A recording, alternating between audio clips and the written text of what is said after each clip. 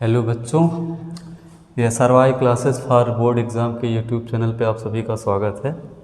आज हम लोग कक्षा 12 के जीव विज्ञान का तीसरा अध्याय पढ़ेंगे जिसका नाम है जनन स्वास्थ्य। इसका हम लोग दूसरा भाग पढ़ेंगे। इसका एक भाग का वीडियो जो है चैनल पे पड़ा हुआ है, तो उसको जिसका लिंक जो है इस वीडियो के डिस्क्रिप्शन में दिया हुआ है, उसको आप लोग जाके देख लें ताकि ये जो भाग है इसमें जो भी चीज़ें पढ़ाई जानी है वो आप लोगों को अच्छे से समझ में आए। तो स्टार्ट करते हैं। पिछले चैप्टर में हम लोगों ने पिछले जो भाग था उसमें अब जनन स्वास्थ्य से संबंधित हम लोगों ने परिभाषाएं पढ़ी थी, और आज हम लोग इसमें जो पढ़े हैं वो जनसंख्या से संबंधित टॉपिकों को पढ़ने वाले हैं। जो हमारा पहला टॉपिक आज हम लोग पढ़ेंगे वो हम लोग पढ़ेंगे जनसंख्या स्थायीकरण और जन्म नियंत्रण, यानी population stabilisation and birth control पढ़ेंगे हम लोग।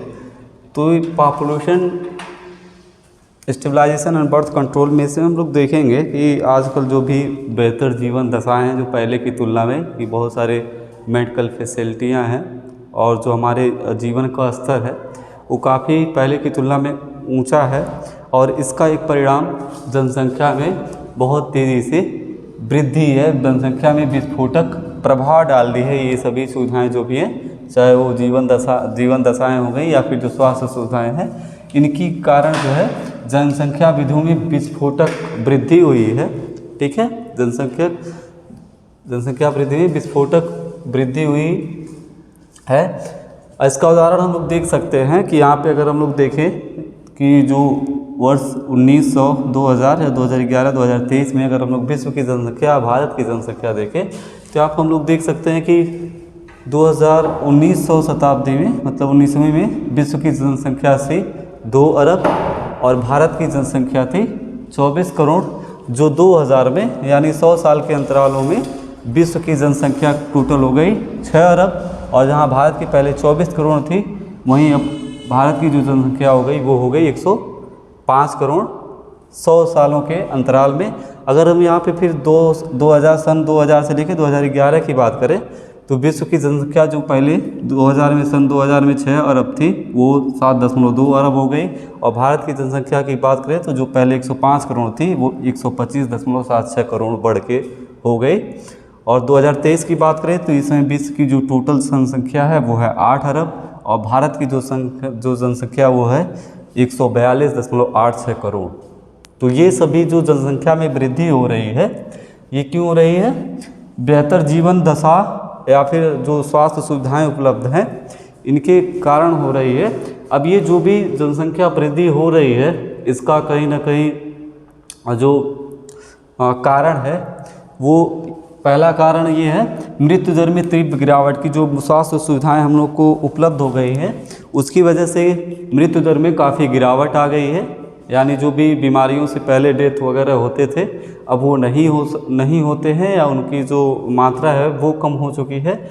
दूसरा इसका रीज़न है मातृ मृत्यु दर और शिशु मृत्यु दर में गिरावट। ठीक है, तो ये मातृ मृत्यु दर जो था और शिशु मृत्यु दर था, जो पहले के टाइम पे एक जनरल बात थी कि जो शिशु होते थे या जो माता होती थी उनकी मृत्यु दर जो थी वो थोड़ा हाई थी आज की तुलना में। आज के समय में स्वास्थ्य सुविधाओं के कारण इसमें भी वृद्धि हो गई है। अगला जो इसका कारण है जनन आयु के लोगों की संख्या में वृद्धि। ठीक है, कि जो जनन वर्ग के जो जनन करने योग्य लोग हैं इनकी संख्या में काफ़ी वृद्धि हो चुकी है। ये भी एक कारण है जनसंख्या वृद्धि का। अब जनसंख्या वृद्धि के में जो इस प्रकार जो वृद्धि हो रही है चेतावनीपूर्ण है, और ये मूलभूत जो आवश्यकताएं हैं, ठीक है, मूलभूत आवश्यकता जो मनुष्य की है, इस जनसंख्या वृद्धि के कारण उसमें भी कमी हो सकती है। मूलभूत आवश्यकता में क्या आता है? रोटी, कपड़ा और मकान, ये हम लोगों ने बहुत पहले पढ़ा है। तो ये मानव की मूलभूत आवश्यकताएं हैं कि उनको खाने के लिए चाहिए, रहने के लिए चाहिए, पहनने के लिए चाहिए। तो अगर इस तरह से जनसंख्या वृद्धि बहुत तेज़ी से होती रही तो आने वाले समय में ये संभव है कि जो मूलभूत आवश्यकताएं हैं तीनों, खाने के लिए, रहने के लिए, पहनने के लिए, तो इनका अभाव हो सकता है। इसलिए हम लोगों को जनसंख्या वृद्धि के बारे में सोचने की ज़रूरत है या फिर इसको कंट्रोल करने की ज़रूरत है। ठीक, तो इसको कंट्रोल कैसे हम लोग कर सकते हैं? तो इसका सबसे जनसंख्या वृद्धि की जो दर है जो बहुत तेज़ी से बढ़ रही है, इसको रोकने के उपाय क्या क्या हैं?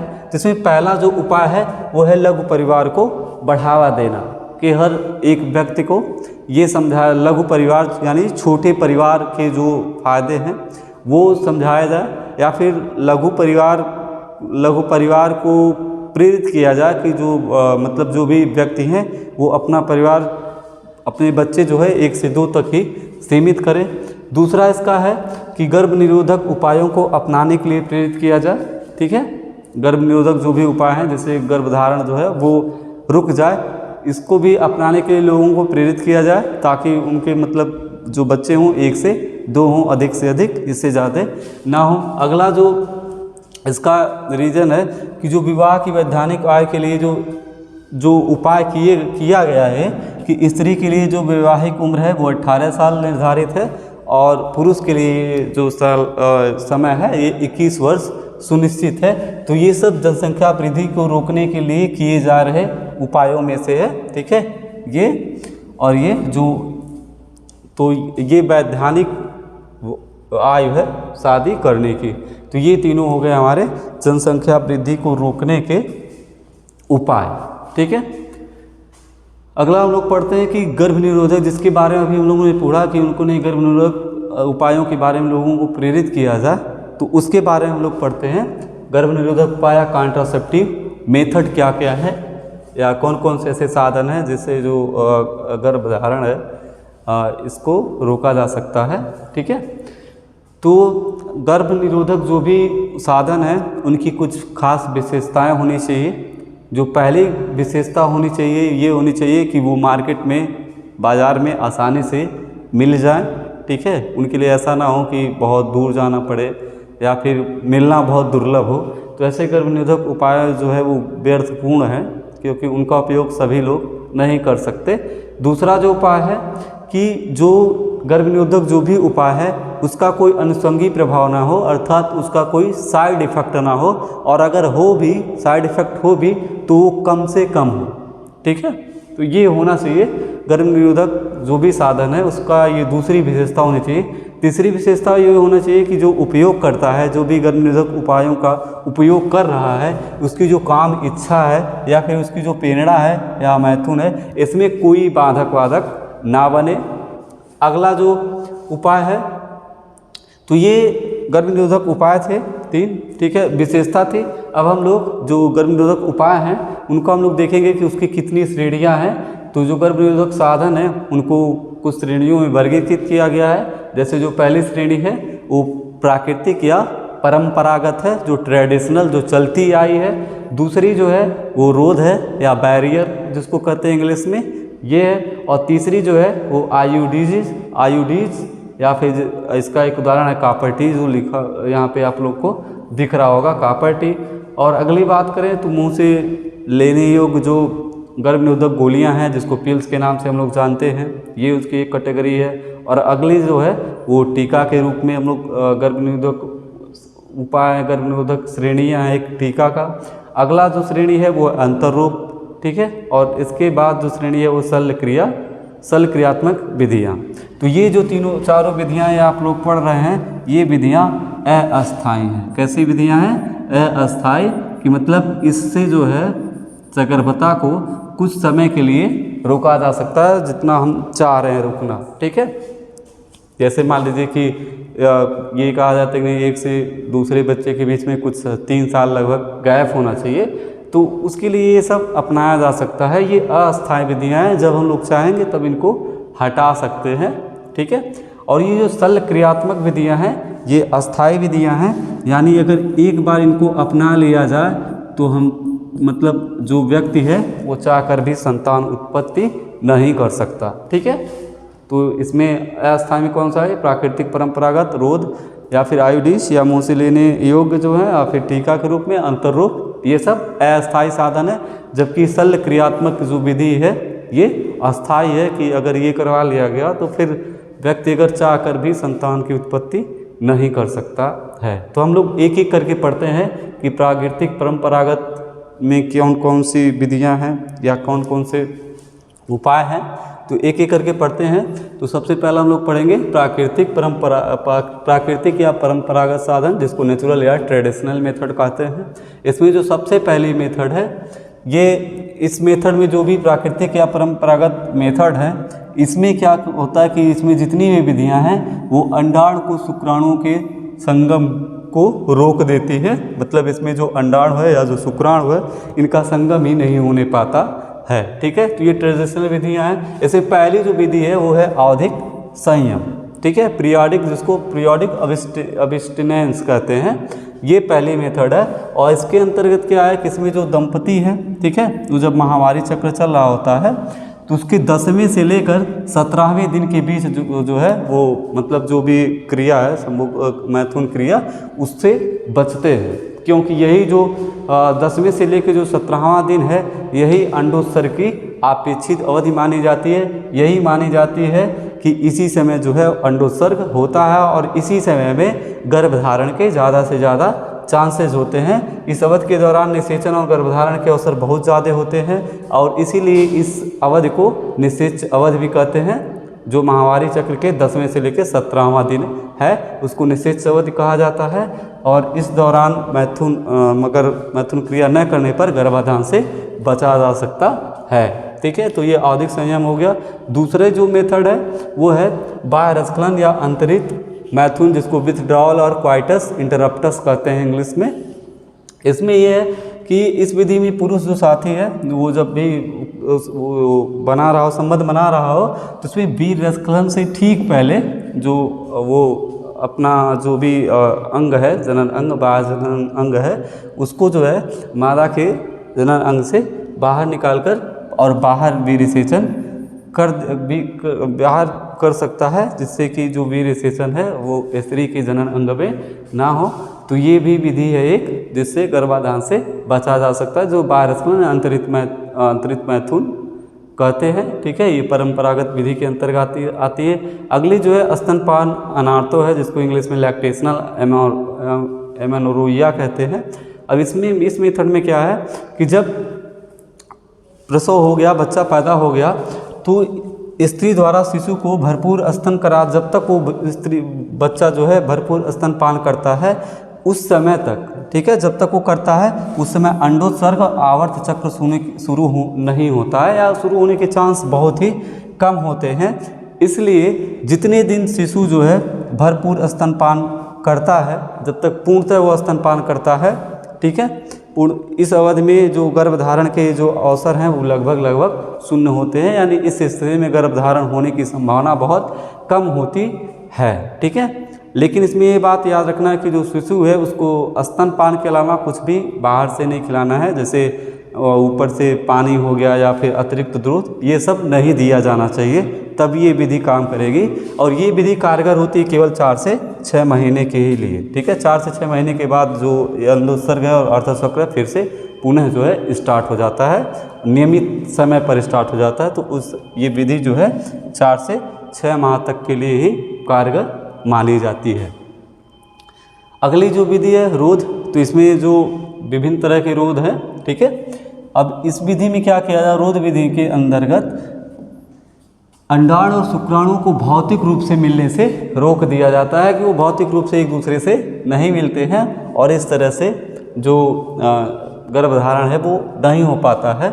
ठीक है, और इस तरह के जो रोध हैं, बैरियर हैं, वो स्त्री और पुरुष दोनों के लिए ही उपलब्ध हैं। ठीक है, जिसमें एक आ गया ये आता है, ये भी रोध के अंतर्गत आता है, निरोध कहते हैं जिसको।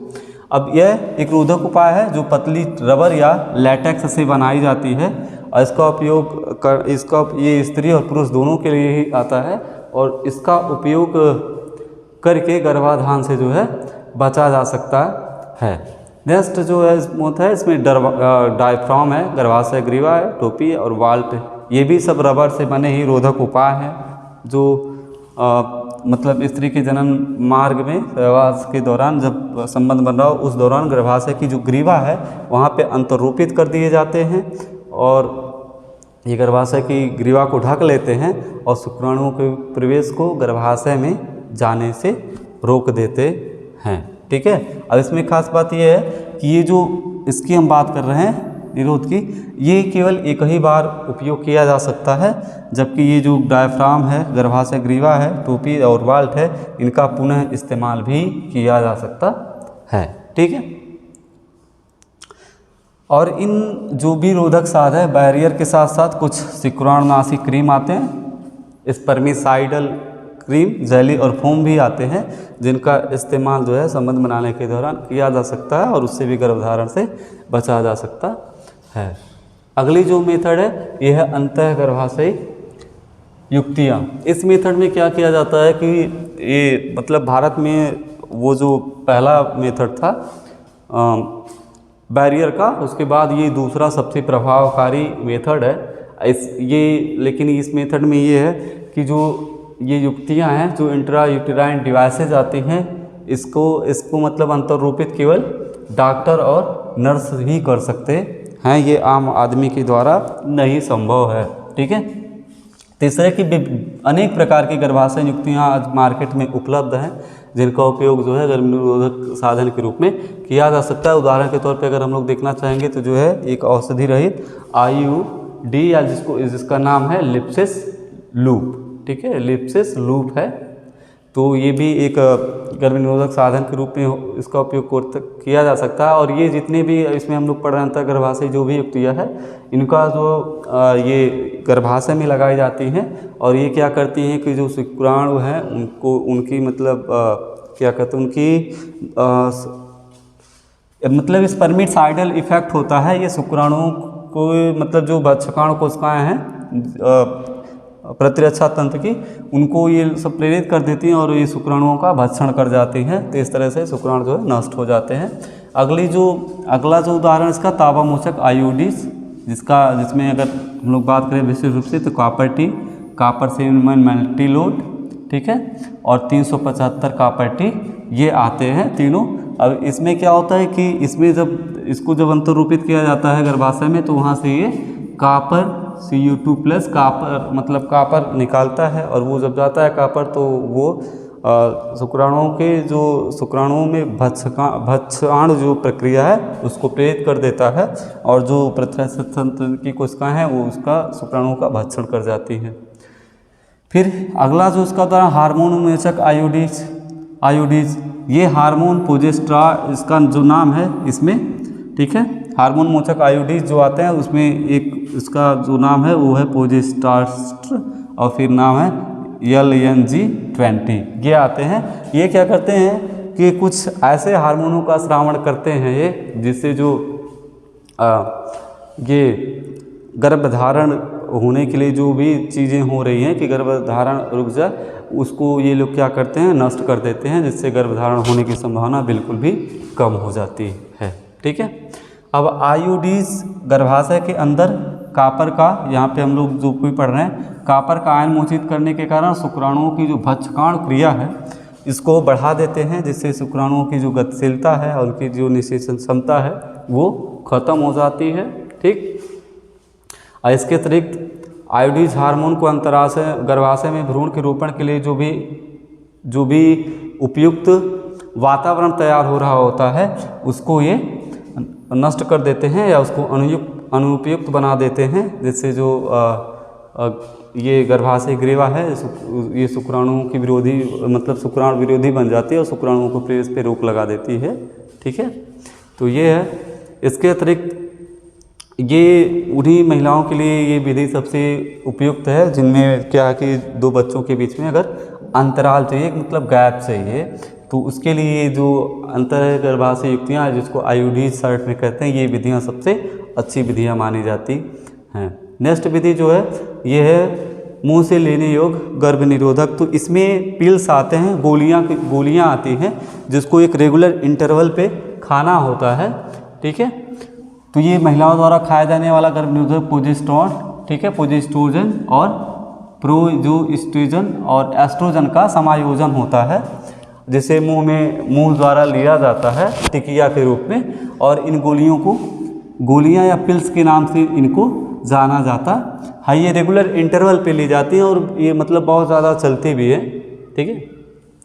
ये 21 दिन तक प्रतिदिन ली जाती हैं और इन्हें आर्तव चक्र के प्रथम 5 दिनों, ठीक है, प्रथम 5 दिन मुख्यतः जो पहले दिन से ही शुरू करनी होती है और गोलियां समाप्त होने के 7 दिनों के अंदर के बाद जब पुनः ये ऋतुस्राव चक्र स्टार्ट होता है तो इसे फिर से उसी तरह जिस तरह से 21 दिन लगातार लिया जा रहा था उसी तरह से लिया जाता है और इसे तब तक लेना है जब तक कि गर्भनिरोधक की आवश्यकता है, मतलब जब तक आप बच्चा नहीं चाहते हैं तब तक ये ऐसे करके ही लेना है। अब ये क्या करता है, जो गर्भनिरोधक पिल्स होती हैं ये क्या करती हैं, ये अंडोत्सर्ग और रोपण को संदमित करने के साथ साथ गर्भाशय ग्रीवा की जो श्लेष्मा की गुणवत्ता है उसको बदल देती हैं, ठीक है, जिससे जो शुक्राणुओं के प्रेस पे रोक लग जाती है या फिर उनकी गति जो है वो धीमी हो जाती है। और ये मतलब गोलियां जो है बहुत ही प्रभावशाली और सबसे कम दुष्प्रभाव वाली होती हैं और मतलब ये जो महिलाएं हैं इसको काफ़ी जिन भी महिलाओं में ये गर्भनिरोधक साधन का यूज करना हो उसमें सबसे बेटर ये मतलब सबसे ज़्यादा महिलाओं द्वारा पसंद किया जाने वाला ये विधि है। अब इसमें क्या होता है कि एक पिल्स है इसी तरह मुंह से लेने वाली सहेली जिसका नाम है इसी के नाम से ये मार्केट में बिकता है, ठीक है, और इसकी खोज जो है वो भारत में लखनऊ का जो केंद्रीय औषध अनुसंधान है इसने किया था, ठीक है, और यह एक गैर स्टेरॉयडी सामग्री है, यह हफ्ते में केवल एक बार ही ली जाने वाली गोली है, इसके दुर्भाव बहुत कम और इसकी जो निरोधक क्षमता है वो बहुत ही ज़्यादा हाई है, ठीक है। नेक्स्ट हम लोग बात करते हैं टीका और अंतर रोग की। तो इसके अंतर्गत क्या है कि स्त्रियों के द्वारा जो प्रोजेस्टेरोन या फिर अकेले या फिर एस्ट्रोजन के साथ इसका संयोजन भी टीके अथवा त्वचा के नीचे अंतर्रोग के रूप में किया जा सकता है। इसके कार्य की विधि भी ठीक जिस तरह से अभी हम लोगों ने पढ़ा है गर्भनिरोधक गोलियों के बारे में, उसकी भी क्रिया विधि सेम टू सेम उसी तरह की होती है। ये भी क्या करती है कि जो अंडोत्सर्ग है या फिर जो गर्भाशय ग्रीवा की जो श्लेष्मा अस्तर है उसमें बदलाव ला देती है ताकि जो शुक्राणुओं का प्रवेश है उस पर रोक लग जाता है, ठीक है। अब इसमें एक ये है कि ये इसका मैथुन के 72 घंटे के भीतर ही इसका जो है उपयोग करना है, ठीक है, उपयोग करना है मतलब उसके 72 घंटे के अंदर ही अगर इसका इस्तेमाल किया जाता है तो इसका रिजल्ट बेस्ट आता है गर्भनिरोधक के रूप में। और इसका उपयोग सामान्यतः जो है कभी मतलब रेप के केस में या फिर लापरवाही पूर्ण एवं सुरक्षित संबंध में होने वाले जो गर्भधारण है उनसे बचने के लिए जो है किया जाता है। अगली जो मेथड है वो है शल्य क्रिया मेथड या सर्जिकल मेथड। अब सर्जिकल मेथड में क्या है कि ये जो मेथड है ये उन लोगों के लिए सुझाई जाती है जिन्हें अस्थायी रूप से गर्भावस्था नहीं चाहिए, मतलब अस्थायी रूप से एक बार अगर ये हो गया तो फिर वो चाहकर भी बच्चे संतति उत्पन्न नहीं कर सकते हैं। और इसके माध्यम से जो पुरुष स्त्री दोनों में से किसी एक को अपनाना है, चाहे वो स्त्री अपनाए या फिर पुरुष अपनाए, और इसे क्या कहते हैं बंधकरण या फिर अंग्रेजी में कहते हैं स्टेरिलाइजेशन भी कहा जाता है, ठीक है।